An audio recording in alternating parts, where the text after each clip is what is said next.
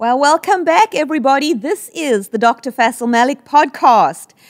Firstly, Dr. Faisal, we've been inundated. You've seen with the comments and questions. People are loving what we're talking about on relationships. It's really helping so many people.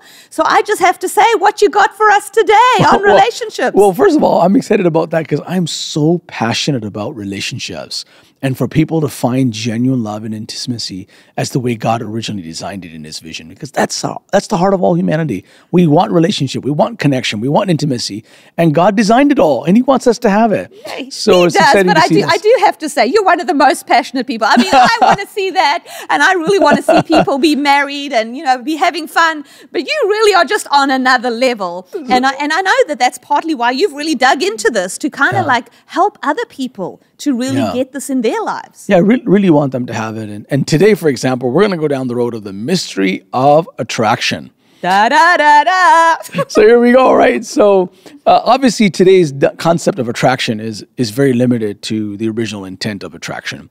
And so, for example, attraction now is measured with body count. What's your body count? Okay. We have this smash or pass culture, Yeah. And that's what they're defining, relationships by. And really, that is not attraction. And Well, that just sounds crazy to me. Well, it is crazy. It is actually crazy, right? So it's all about, hey, you look at somebody and like, do I want to smash or pass? And they call that attraction. No, I'm attracted or not. Well, they go a little deeper here, okay? Yeah. And so they don't understand what attraction really is. And then we live in a world where most of the time we're like, hey, we just move by what we see. Mm-hmm. And as you mature and you develop into a Christ man, or as you become a high-value Christ woman, what begins to happen is you look at attraction slightly differently. You're able to see beyond the obvious. And you realize that attraction has to not just be a momentary fizzling feeling, but it has to be a continuous relationship. It has to be something that deepens over time. And so God has something called a mystery of attraction. Yeah. So that's why you shouldn't be attracted to everybody. If you do, you got a problem. And we say that all the time on the podcast, right? Yeah. And so, you got a problem here. If every person going past you're attracted to this, I like you. I'm attracted to you, I'm attracted to you. You just confuse you. And if you live that way, you're going to live your life that way. You really won't be able to truly commit because your definition and understanding of attraction is very limited to your sight.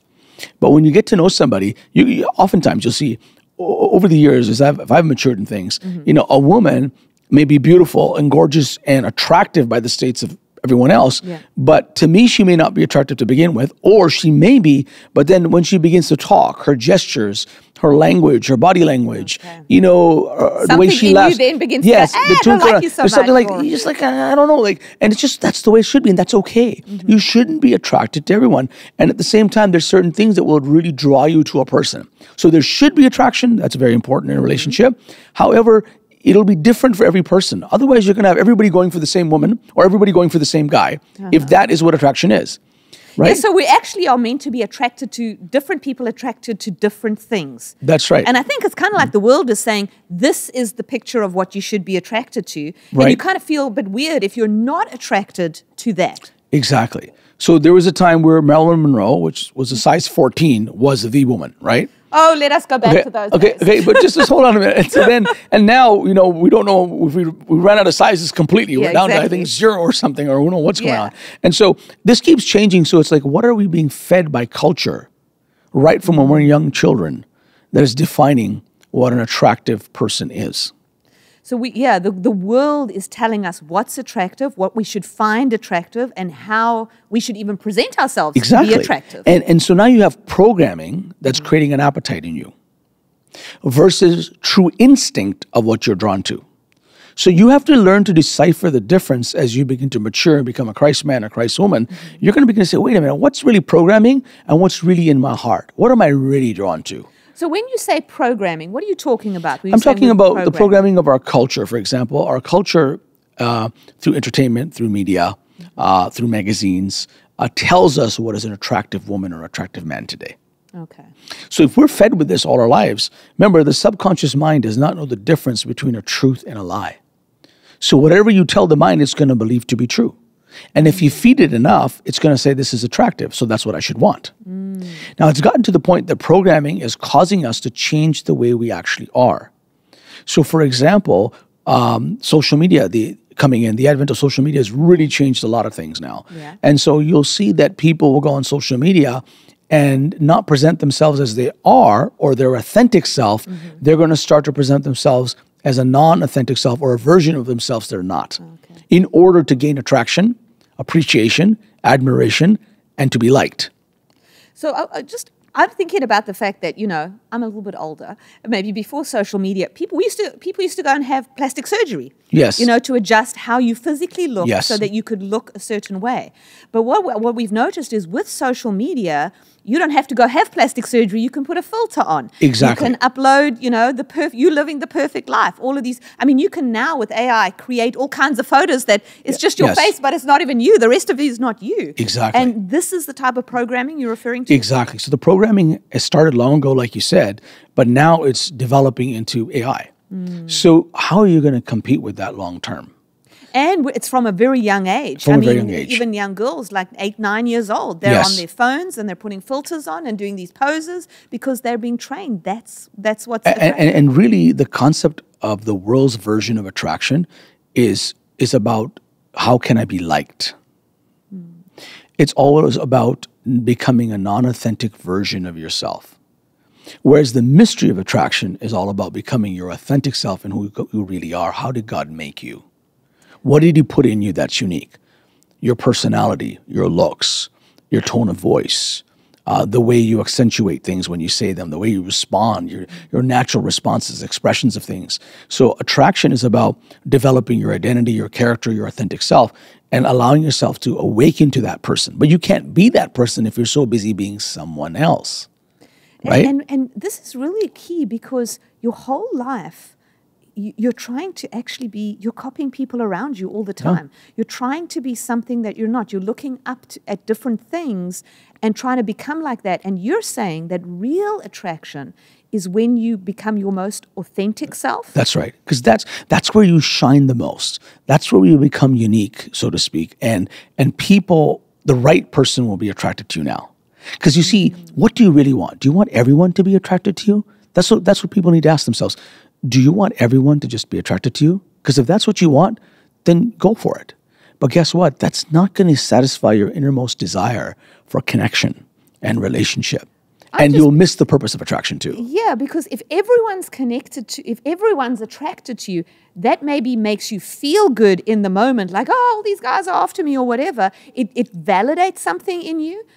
But you're right. We're not looking for a whole lot of people. We're looking for that one who thinks that you're the best thing ever. Yeah, if you want that, but if you're only looking for someone to be physically drawn to you based on how you presented a non-authentic version of yourself, their validation of that does two things.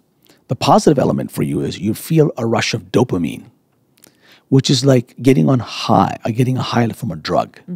But then you always come down from that high. Yeah. And then when you're in a rough spot in life, you go back to it again. Because so you're starting to get addicted. You're following an addictive process, but you're also getting validation for a version of yourself that isn't really you. So by default, you're actually putting down the real you. Okay. So subconsciously, you're affecting your self-esteem. You're creating anxiety in your life because you're suppressing the real you to become a version of someone you're not, to sustain a version that you cannot. So it takes more resources, more energy, more thought, more everything. And you're starting to build a bit of a facade around you. And what you're telling yourself is, I can't be loved for who I actually am. So let's not even bother becoming who I am. And then you start to go through an identity crisis or conflict. And that's how it starts. And so you want to break out of this chain. Well, you're describing our world today as you're just talking about. Unfortunately. Unfortunately, I mean, and I think social media is a really big thing there with all the likes and everything. But you're describing exactly our world. This is why people are feeling anxious, don't know who they are. We have so much, problems with depression, all of these kinds of things. It's actually rooting back to this issue. It's rooting to this because you cannot suppress your true self and be happy at the same time. You can be an authentic version of who you are, and you'll find more joy and fulfillment in becoming the person that God has called you to be than ever trying to be someone else. Yeah. Because you're always going to put down your true self when you try to be someone else. And that's why you want to learn and say, okay, God, what do I need to do? So if you're single and you're looking for a mate, for example, the best thing you can do is work on your personal identity, your authentic self, discover who that is in Christ. If you don't have a relationship with Jesus, that's going to be a little bit tougher to do because you have to find it. But when you get to know Jesus, you'll start to learn really quickly who you are. And the more you develop into a high-value Christ woman and a high-value Christ man, you're going to find yourself attracting the right people. Because that's the question people ask. Why do I keep attracting the wrong guy? Why do I keep attracting the same wrong woman? Because something in you is drawn to that because you've trained yourself to be drawn to that. You're caught up in this dynamic. Sometimes it's trauma-induced. Sometimes it's spiritually induced. You've opened a door to the wrong spirit to be attached to your life that follows you around, that attracts the wrong spirit to you that's on another person. Okay. So you think that's attraction, but you're convoluted. And you get into the relationship and it doesn't work. It feels confused. It feels confused, right? Much like if it's just like, if your attraction is very, very surface level and you're attracted to a broad range of people, well, you know something's up because now that as you're attracted that way, you're drawn to anything. And guess what? That's why you don't have deep relationships. So these people that build relationship on this immediate attraction and they don't understand how to build deep connection because our culture is overly sexualized. Yes. So we're teaching this generation relationships is about sexualization. So they actually didn't tap into the deeper reservoirs of their appetite and desire and need for connection on an emotional level, on an intellectual level, on there's just the sexual side of it, but then that leaves this huge hole in people that they actually don't even know what to do with because they don't even realize there's meant to be this deeper connection. And while they're experiencing sexual technique or lots of sex, they're the most unhappiest generation that has ever lived when it comes to relationships and intimacy and connection.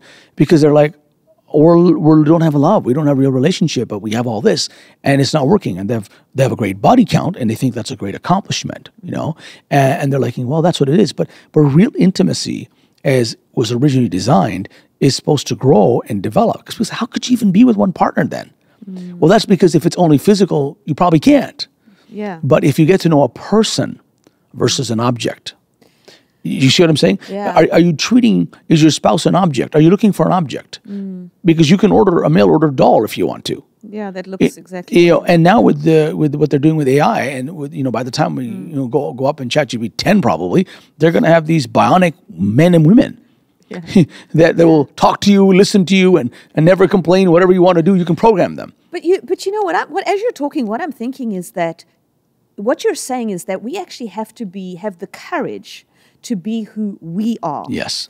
And that's a really scary thing sometimes because I know the fear that actually comes up in us is, well, what if no one likes me? Yeah. What if no one really, if I'm the real me and I behave the way, I am truly, what if no one likes me? Yeah. And that's the fear. And how what would you say to that? That's a very good question because we all have fears in our life. We all have insecurities. But part of becoming your authentic self is literally overcoming the fear and coming to the reality. And you'll find out you're actually better than you think you are. Because when God made you, he made you unique and never made another person like you. He said, you're fearfully and wonderfully made. Careful attention was placed into making you the person you are, your personality. In fact, God says this, that he wrote a book about you before you were even born or formed in your mother's womb. That God knew who you were, wrote his thoughts, his ideas and dreams about you, your personality, the geography where you would be born, the home that you would come from, where you would live, where you would move to, the gifts that he placed in you, the sense of assignment he placed in you, the intellect that he placed in you. All these things are unique. And the physical features that you carry. All this was part of the construct of God's divine design. So you begin there. You get in touch with the designer. You get in touch with the manufacturer. And you'll understand your true purpose for existence because every person is made for a unique purpose. Okay. So God had a purpose in mind and said, I need to make somebody for that. Let me make that person.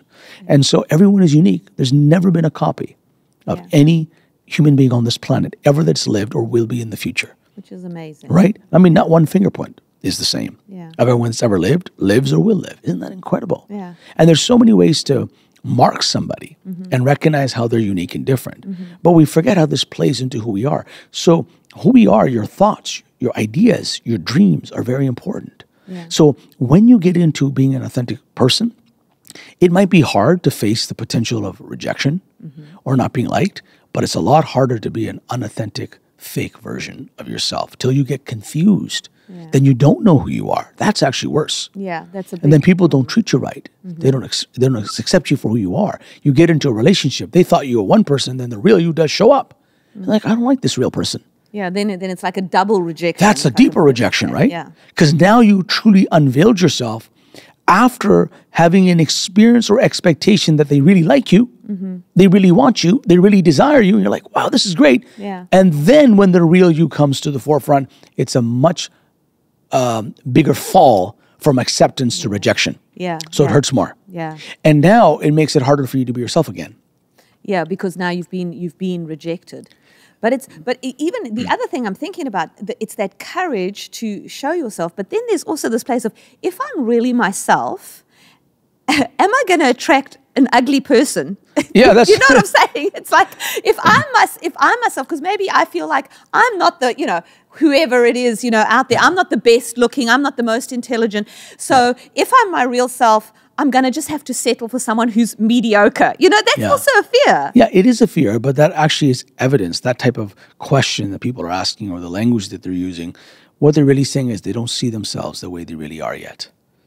If they got a glimpse of their true self, the way God made them, especially if they know Jesus, how they become a new creation, how they've been born of God, how God has placed his spiritual DNA on the inside of their spirit, and how that they are more than just a body, but they are a human spirit that has a soul made of mind, will, emotions, and lives in a body or wears a suit. Then it changes your identity from just being a body walking around to realizing that you're a person with feelings, emotions, thoughts, dreams, that you're actually a spirit, that you're designed to live forever. You're just going to change your earthly suit one day, but you are going to live forever. This soul is going to accompany you into eternity. And so it's important to understand that people see themselves that way because they haven't quite seen the real version of who they are or how God sees them. So the way to properly do this is start by seeing yourself as God actually sees you, and through intimate relationship with the Creator, intimate relationship with your Heavenly Father in the person of Jesus. By the help of the Spirit of God, He'll begin to showcase your unique qualities, how you are unique, how you are different, and you'll start to appreciate what they are, and you'll start to become normal about it, and you'll say, I'm okay with being who I really am, regardless of what the world's telling me, regardless of what culture is telling me. Like men ought to be men. It doesn't matter what the world says. Men ought to be men, where they carry responsibility, where they have vision, where they love, they lead, they protect, they provide. We need men to be men in our culture because the family is affected without men. Our world is affected. We need men to be men. So it doesn't matter. But when a man starts to become a high-value Christ man, you'll notice he becomes confident in who he is. So now he's unique, he's confident, and he's going to be attractive to the right woman. Yeah. But if a real man, a real Christ man, doesn't want every woman to be attracted to him, that means nothing. He just wants the one woman he loves to be drawn to him, to desire him. That's what he wants. And just like that, women should want that too. So as you mature and you realize you're not looking for every man, you're not competing for every man's attention. You don't need that. In fact, the more discretion you have, the more attractive you are. So women have to guard the mystery of who they are. Well, for example, that, God, the mystery of who you are. Well, I mean, let's look at Don't put this it all one. out there. Don't put it all out there, because right now, a high-value Christ man is not going to appreciate you sharing you with every other man in the world. If other men can get access to your ass on social media, a real Christ man ain't going to be happy about that. Okay, and I know but that's, because that puts it in perspective. All these people going on the OnlyFans page, all this kind of thing, Well, those men don't love those women. Those men don't love those women that are going on OnlyFans or whatever else they're going on. That's not what they want. And if you act like that, you're going to attract a man that only wants to get in your pants, get under your skirt, and that's all he wants to do. And so you're not going to get something real because he's already living that lifestyle, and you're being trained to devalue yourself, depreciate who you are in the name of a right to be who I am. But why are you even doing that? You're devaluing yourself, so then you start to accept a man that's a little bit better than the average masses. Okay. But he may not be the man compatible for you because you've seen you picked from the bottom of the barrel. They might have looked good, you see what I'm saying? And so now you get a little bit better. Yeah. So your ability, you don't even aim correctly. But if you actually develop who you are in Christ, you suddenly begin to see things and you begin to see through the facade. If you can't see the facade that you and I are talking about today, that tells you you haven't awoken, is that a word? To the right potential. You haven't realized who you are. And the more you become established in your identity, the more you become established in your character. Character starts to matter to you more than depreciating and devaluing yourself to get a shot of dopamine to make yourself feel better and get addicted to that feeling, so to speak.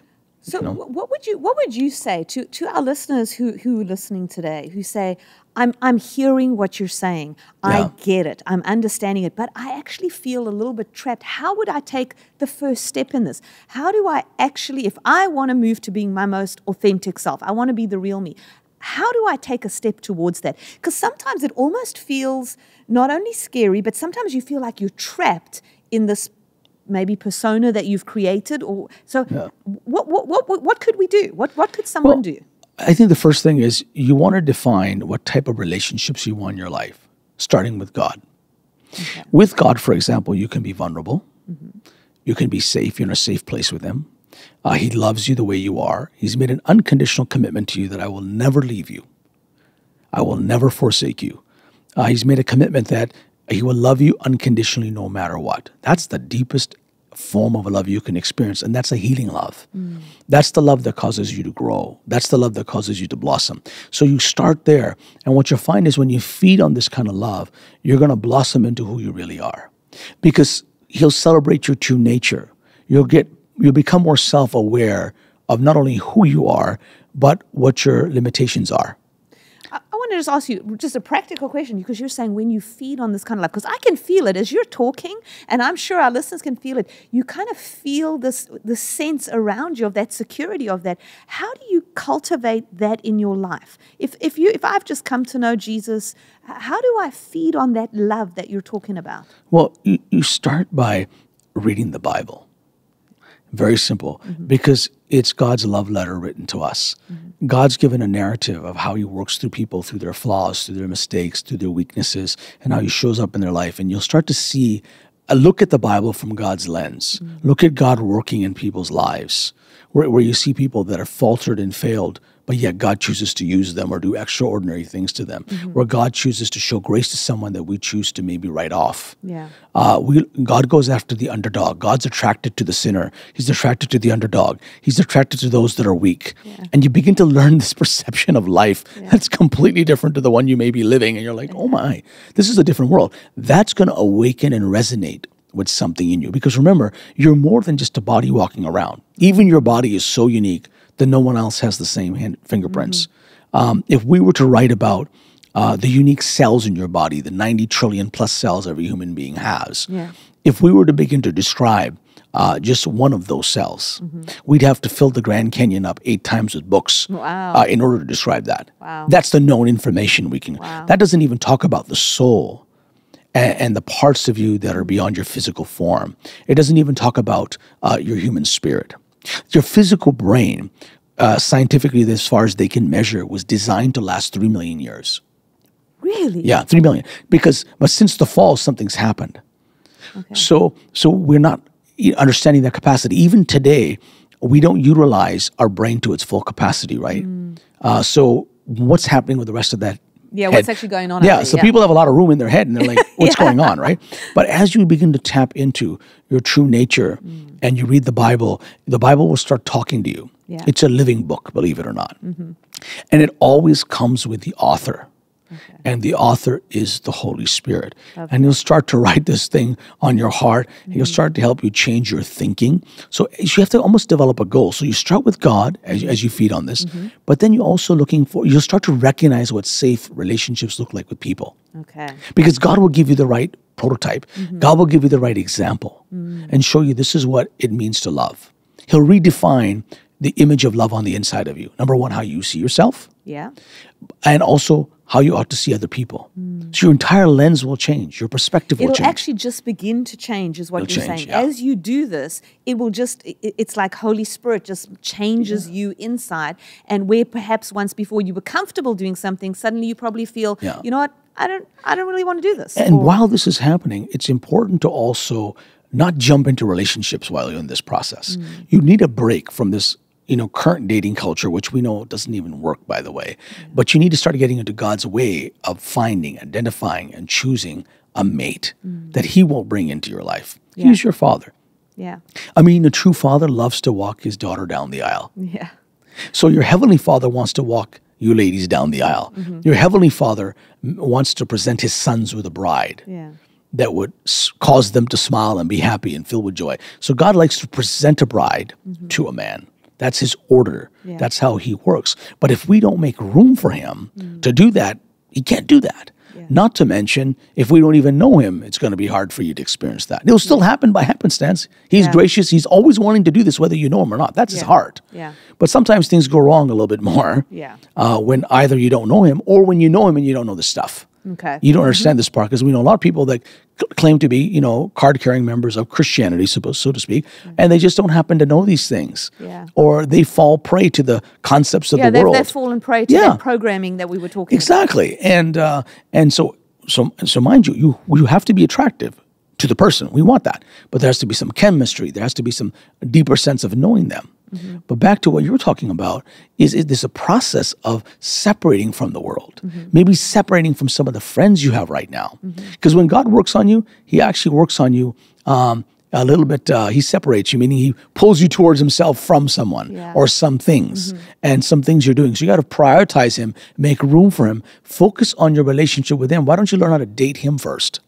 Why don't you court him? Yeah. Because if you can't be loyal and faithful to Jesus, who's the most amazing man you can imagine, who died for you, shed his blood for you, would never use you, never abuse you, who cares for you, wants to provide for you, wants to protect for you, and you can't be loyal and faithful to him, what makes you think you'll be loyal and faithful to another man? Good question. Yeah. So get to know him. And then you'll begin to recognize him in other people. You'll begin to recognize a high-value Christ man, a man that Christ has gotten a hold of, that was broken, that was made whole, that has learned how to depend on him and knows that he's nothing without Jesus. Because it's not about ego. You don't want a man with a big ego. You follow what I'm saying? Egos destroy relationships. But humility brings honor. Before honor, there is humility. So just because a man is humble, that means he's going to experience something with God. And so a meek man can be misunderstood. A meek man is someone that has so much fruit on the tree that the branches are bearing down to the floor. And you think, oh, he's a weak man. No, he's a meek man because he's carrying something. He has substance about him. Do you see what I'm saying? Yeah, there's a difference between a weak man and a meek man. And a meek man. And so you have to be able to identify that, but you won't be able to identify. You won't have the tools, the perception, the ability to discern a real man from a false man, a child from a wise and Christ man. So you can be a Christian and not grow up yet, or Christ is not yet formed in you. We talk about this a lot on the podcast. And so you have to be able to differentiate. But if you don't have your own relationship with Jesus and you don't develop an understanding of acceptance and love, that you're loved the way you are, that's how it starts. Just like you were getting appreciation and admiration and likes and attention when you were the false version of yourself and it did something to you. When you get appreciation and love for the real version of you, that starts to edify and build that person up. Now, here's the thing. If you never expose that person, you never have a chance for that person to be loved. So you start with God so you can learn in a safe environment. And then you find people in your life that appreciate who you are and that are willing to challenge you a little bit because they love the way you really are. And now you're like, wow. So then you start to lead with vulnerability. Okay. Because real relationships require vulnerability. If we go back to the garden where, the first marriage again, they were married, but they were naked and unashamed. And they were called to become one spirit, soul, and body. Tremendous nakedness on a mental level, emotional level, on a spiritual level, on a physical level. That's what it was. And that relationship could be enjoyed and was intended to grow deeper with more meaning, where you would prefer that partner over 1,000 other new ones.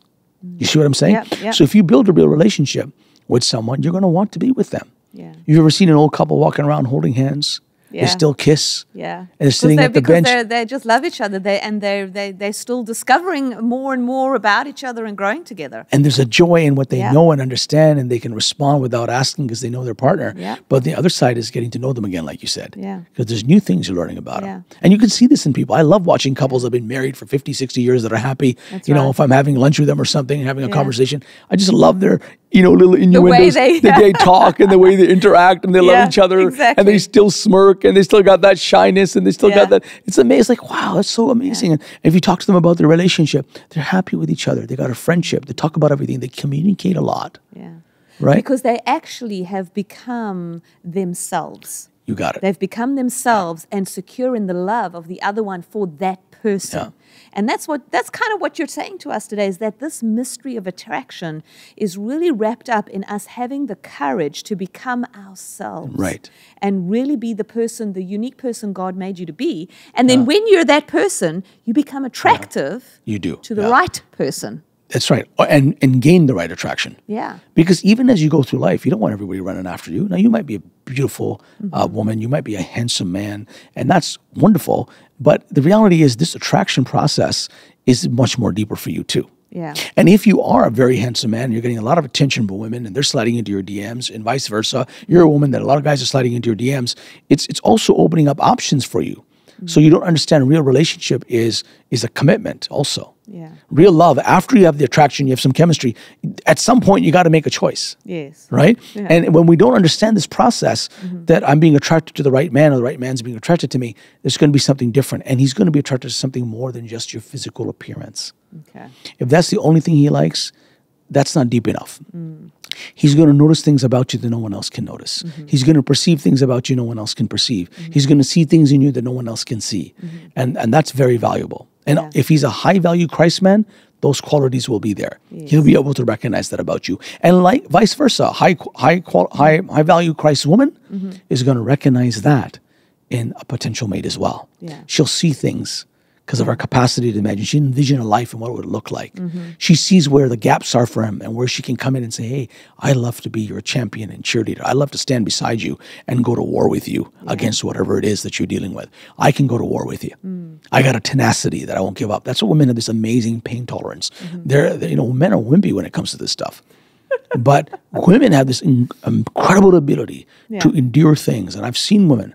My sister's an incredible woman, and I've watched her endure struggles in her life and overcome and make the best life of her life and build an amazing family, build an amazing future with what she's done. It's just incredible. And just watching her tenacity and watching how she was when she was a young girl and watching who she's become. Yeah. And so you can see these things. We can learn from people around our life. There's always somebody around our life that's like, wow, look at that woman, look at that man, look at what they've built. And so you focus on making the authentic version of yourself and you work on building your character. Yeah. And character is what you do when the emotion of your commitment has passed. And so when you're in a relationship, at some point you got to commit. But if you're always wondering if the grass is greener, it's not really greener to begin with. Yeah. But if that's your attitude in a relationship, you'll never be happy. Yeah. And if you walk into a relationship and say, I'm just holding on to this guy or this girl as a backup plan, if no one else really comes along, no, that's not love either. No, that's not. Something's wrong. That's hedging your bets. Yeah. And that's not how you do. In a relationship, you risk it all. Love requires you to risk it all. But you can be wise. And you can understand who you are, become self-aware, get to know God who made you. And then you'll begin to recognize what you're looking for. You'll be more aware of what you want, what you don't want. Yeah. And you'll be able to say, hey, I'm really attracted to this person, but I can tell this is just a physical level of attraction. But I can tell there's something in here that's not quite drawing me at the same time. You'll be able to have a greater perception of the attraction that you're feeling, whether it's just physical or whether you're actually seeing these other things that you're talking about. Because it also doesn't, on some level, it also doesn't help to just see all these other things, but you're not physically attracted. No, you have to be physically attracted. You have to be physically attracted. Absolutely. You need that. And that's why God designed your relationship to be so unique. Because that's what makes marriage so unique. But if that's the only thing you have that is only... it's not deep enough is what I'm saying. Yeah. So attraction has to grow, because if it's only physical, what happens when the body changes? Yeah, exactly. Right? You get old. What happens when they get older and another younger man or younger woman comes along or someone else comes along? Because there's always going to be someone supposedly more physically attractive than you out there. Exactly. But then how do you live your life? How do you have safety? How do you have security? How do you have this? No, because it comes from love. And love is about loving the person. So you have that attraction. Well, what you'll find is if you go a little deeper, that attraction will remain. The body shape might change, but you're still attracted to them because you desire them. Because there's more to them that you've experienced, that you love, a bond that you've developed with them, that you're still attracted to them. So attraction really is a mystery. It's not just skin deep. It's not skin deep, and it is a mystery, and that's why God made it that way. And of course, we didn't even go into examples of where the foundation of this comes into. But I think that's quite a bit to people to get a chance to rethink attraction. Well, that's right. That's right. And I really hope that's what you're doing as you're listening to us, that you're beginning to rethink how you see attraction. And even if you're, still looking for your spouse out there, how are you looking for them? What are you doing? So I know this has given you lots to think about. Dr. Faisal, I know they're all thinking about it this week. Please drop us some comments. Send us your questions. Follow us on social media. If you haven't subscribed, please do so immediately, because you want to keep hearing all the good stuff coming out of the Dr. Faisal Malik podcast.